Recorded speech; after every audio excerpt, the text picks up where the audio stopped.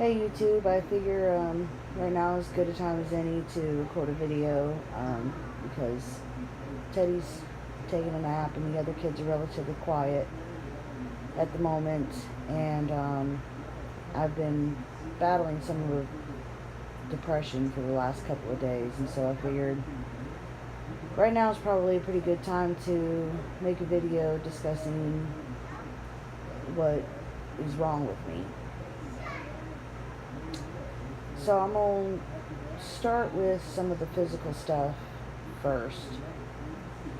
And as far as that goes, I have very loose joints, and they cause a lot of damage because they grind against each other and whatnot, and they're in pain a lot from being very loose. And so I have a lot of joint pain all over. I also, in my lower spine, have a bulging disc that has healed that way. I have a set of muscles that are deformed and they stay inflamed a lot. And so that causes a lot of pain. And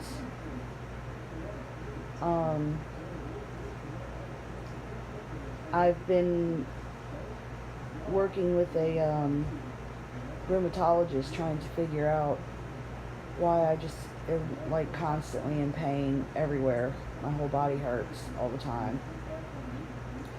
And so far she's ruled out anything autoimmune. So she's got a few more tests that she's been working on running, and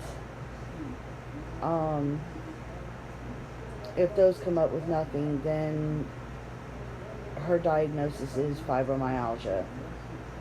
So far, the medications that they use to treat fibromyalgia are helping a lot with the pain, but it doesn't take all the pain away.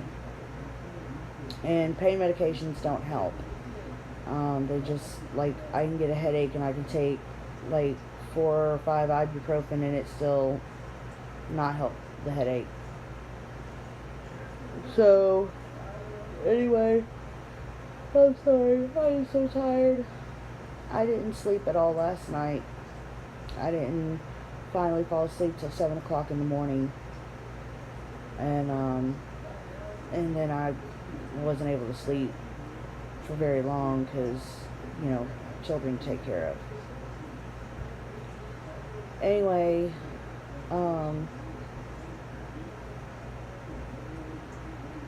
so I right after I found out I was pregnant with Teddy, I slipped and fell directly on my tailbone and dislocated my tailbone. So that's one of the things that I've been in physical therapy for, is trying to do the things to get it back in place and stay in place, because it causes a lot of pain. So that's as far as my body goes. I also do, my right leg is longer than my left leg by just like a few centimeters. So that also doesn't help. The primary things, well, that has to do with the physical stuff, which, is rough enough as it is on its own. But the primary things that I have wrong with me, which is why it's a good reason to do this video now, is because you can kind of at least get an idea of what this does to me. But it's the mental illness stuff. About 13 years ago, what actually triggered it was I knew for a long time that something wasn't right with my feelings and the way I handled things or didn't handle things and whatnot. And So I ended up having a dream, and I'm not getting into the details of it because the details are not important. But I had a dream that felt so real that I thought it was like a repressed memory or whatever, and it ended up really messing with me. And it was like, even though I knew that it was just a dream and it was bull, it really messed me up. And so I called a psychiatrist. Now, I'm not getting into too much details because this is not anything that's any of my business, but my family has a lot of diagnosed mental illness, and so it made me think that, maybe I need to have myself checked out. And you have a good psychiatrist when they don't give a diagnosis right off the bat. It can take years before they get proper diagnosis. Plus, a lot of mental illnesses, they get worse the older you get. And so sometimes you can't diagnose it until the symptoms are bad enough. And that can take years because you age and it gets worse. So my initial diagnosis was just depression. Or, clinical depression, which is, it's not like a depressive episode, like, somebody in your family dies and you get depressed. Clinical depression is like, it never goes away. There's no reason for you to be depressed. And so, as the years went on, my diagnosis was I got old enough and it got bad enough where it was actually able to be pinpointed. And I've been diagnosed with bipolar 2 disorder, severe generalized anxiety, and OCD. My OCD more leans towards thoughts than it does actions, but there are some things that, like, there are certain things in the house that have to be cleaned a certain way, or else I get really flipped out, and things like that. Bipolar 2 disorder tends to present with more depression than it does mania. And your manic episodes can either be the really, really happy ones where you do stupid things like spend a lot of money, or they're angry and you go into manic rages. And I have gone into manic rages before that, it's not really, the things that I've done in manic rages are not things that I'm proud of. And things like, screaming, punching holes in walls. There was one time that I took a folding chair and I started beating it on the floor, screaming, to the point that I broke it, and it cut my finger, and I was bleeding everywhere, and I didn't even care. I just kept beating the chair on the floor. And when something like that happens, like when you have an episode like that, it's almost as if you're outside of your body, and you know what you're doing is stupid and it's ridiculous, but you can't stop it. And you want to stop it, but it's like your body has a mind of its own. And there is so much built up tension that you can't stop it. The depression, of course, leads to, not being able to sleep. Like last night, I couldn't sleep, no matter how much you try. There's suicidal thoughts. And sometimes, it's not necessarily always like you sit and plan to kill yourself. Sometimes it's just a fleeting thought, like, man, it would just be so much easier if I just didn't wake up the next morning. If I was just dead, it would go away. It would be better. And then I wouldn't have to deal with this anymore. And it's like I've told Thomas, the best way to describe it is, it's not that you don't want to live, it's that you don't want to live like this. You don't want to live in this kind of pain all the time. And you can't make it stop.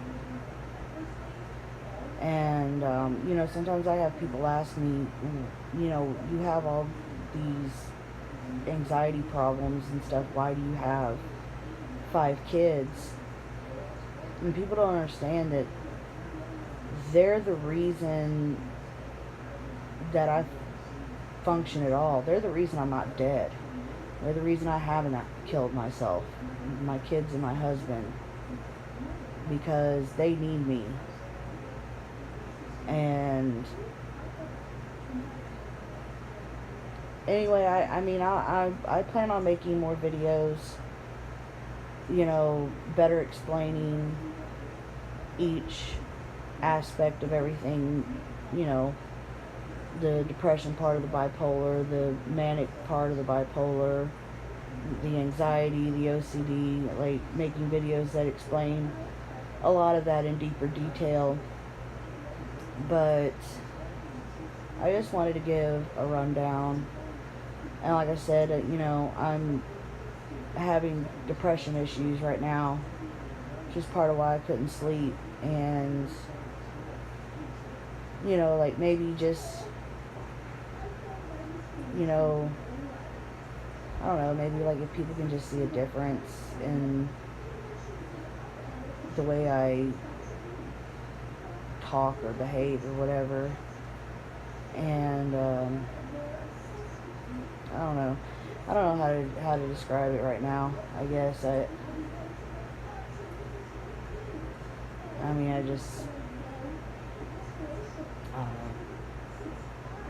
don't know how to describe all of it. At least not when it's like when I'm having a depressive slope, I have a hard time putting my thoughts into words. And which could be part fibromyalgia, because I read that up on that that there's they call it fibro fog, where like your brain just blanks out, and I do that all the time, and like you can't find words and you forget what your train of thought is. But of course all of that stuff lines up with mental illness and stuff too.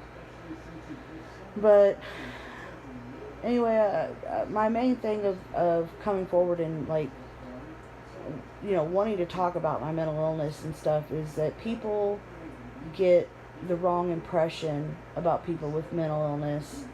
You get one of two reactions. Either they think you're a less than person and you're dangerous or worthless, or like you're just a bad person in some way, shape, or form. Or they think you're faking it. And mental illness is not, first of all, we're not dangerous people. They tell you in the media and junk about, oh, this person, had psychiatric problems and that's why they went and shot up this one place or whatever. And it's like, they may have had something wrong with them, but to me, being somebody who has mental illness, I can tell you right now, those are just evil people. Typically people with mental illness are more likely to be victims than they are to be perpetrators. So I want to help break the stigma that we're dangerous people, or that we're bad people, or that we're not worth it, or that you should stay away from us because we're degenerates, or whatever. And I also want people to understand that this is real. This is not a made up thing. This is a real thing that affects people, and it can be people in your family, it can be friends or whatever. Another stigma or thing that I want to try to help stop is when people use mental illness labels inappropriately. Things like, oh, I'm so bipolar. No, you're not. you don't want bipolar disorder, okay? Do not joke about that. You cheapen it. You make it harder for people like me to be taken seriously. Or my OCD is acting up. You're not OCD, okay? You're not. Unless you've been diagnosed, do not make jokes about that. I want people to stop making jokes about mental illness. Because, well, I say stop making jokes. I mean, well, I guess let me rephrase that. It depends on context. You know, I would hope to see people to stop using it as a joke, or using it as a way to excuse bad behavior, because I don't excuse the bad behaviors that I've had due to my mental illness. I take full responsibility for the things that I've done. I still say it's a reason. I can't control it sometimes. I can only control it so far. When I get pushed to a point that I can't control it anymore, I still did what I did, and I'm not proud of it. And I don't want to use I have bipolar disorder as an excuse. But the thing is, I mean, it's still a reason. But people who don't have these problems will use that as an excuse for bad behavior. And